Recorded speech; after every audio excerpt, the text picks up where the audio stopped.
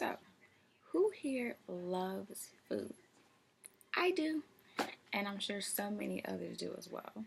And I'm sure your likes can range from American to Chinese to Japanese to Mexican to Italian and everything in between. But with everything that you're eating, how often are you really paying attention to what you're putting in your body? Which is actually what I want to talk about today. The benefits of healthy eating among college students. All the horrible habits that we tend to have, and ways we can fix that and even help others along the way as well. I believe everyone should take steps living a healthier lifestyle, not only for themselves, but for their loved ones as well. After having my own health concerns and many of those in my family, I decided I was going to have a healthier lifestyle. Granted, definitely still eat what I want to eat, but I eat it in moderation. And I make sure that first and foremost, I get all my nutrients and all my protein first. That way, I can live a happy, long life, and I can help others do the same as well. So first, let's talk about all the bad eating habits that we as college students have. Let's talk about ways we can make that better and ways we can help others do the exact same. Studies show that 66% of freshmen are not getting their daily dose of fruits and vegetables. 66%? That's a lot, which can cause them to be overweight or underweight. You can lose a freshman 15 just like you can gain it. These can have long-term effects. You can develop things such as diabetes and high blood pressure. Granted, high school students who are transitioning into college life have a big adjustment to deal with. You're no longer getting your meals made from mom and dad, so now you have to fend for yourself. And we have no idea what to look for when we go looking for food. We look for what we know. McDonald's, Chick-fil-A, Five Guys, whatever's quick and whatever is going to get the job done. But it would be so much more beneficial if we kind of planned ahead a little bit. But that can be difficult. College schedules are hectic. Sometimes you only may have 5 minutes in between a class. And you're not thinking about running to a diner hall to get an apple. You're looking at those famous Amos cookies in the vending machine, which is completely understandable.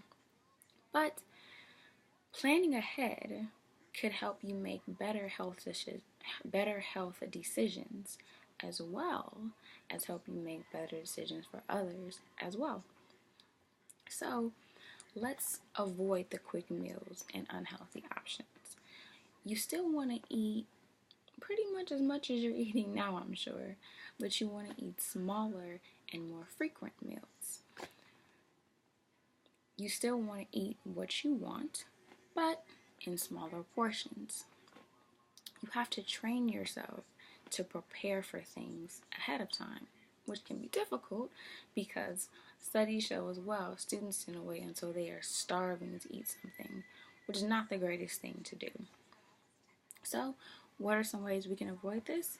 Make a food diary. I know it sounds crazy to actually keep track of everything you're eating, but according to the nutrition article, people who can visually see what they're eating have a better mindset about what they're actually putting into their body. It can help you monitor emotional behaviors as well. If you're eating things like donuts and cookies, you're going to be sluggish, you're not going to have much energy. But if you're putting things like fruit and protein and veggies in your diet, you're going to have much more energy. And as you are learning to make better health decisions, you always want to encourage someone else to do the same. So if you go grab a snack, grab one for your friend as well. People tend to stay on track when they have others around them who are doing the same thing as well. These can also help within your family. If mom is making that famous cheesy casserole, maybe give her a healthier alternative by using whole wheat pasta. Teach others about what you're learning as well. If you've researched some great healthy recipes, show your roommates or your classmates. Maybe set up a schedule where 1 week they cook a healthy meal for you and you do the same for them. So, let's think about something. You have a long week coming up, right? And Monday is going to be a long and hectic day. So you're thinking, how How about instead of me trying to squeeze some food in between classes, I go in the morning and get what I need? Great idea. However, you happen to run into McDonald's and you think, an Egg McMuffin would be perfect for breakfast and I can get a snack right for lunch. Let's take a few steps back. Now, you just said you had a long day ahead of you, right? Which means you're going to need all the energy you can possibly get. So how about instead of hitting that drive-thru, you drive a little extra block and you go to the grocery store and you get yourself some snacks. Not these kind of snacks, but something a little healthier like maybe some popcorn. You can stock up on fruit, nuts, all sorts of things. And like I said, grab some for some friends as well. All these snacks will give you the energy you need to sustain your long day. So now that we have gone over the easy ways you can get distracted in college by bad eating, healthy alternatives to try, and ways to bring your friends into it as well, you see that it's not something you can quite change overnight. But with focus and determination, you can physically feel so much better about yourself. So take 1 week to avoid sugary and salty snacks. Avoid the fast food. Google and research and make fun out of finding healthy alternatives. There are so many exciting things to do in this life. You don't want to miss out on them by being unhealthy and having health issues that require you to miss out on fun things. And as you make the decision today to make it a better choice for yourself, always help someone else out along the way as well. Thank you.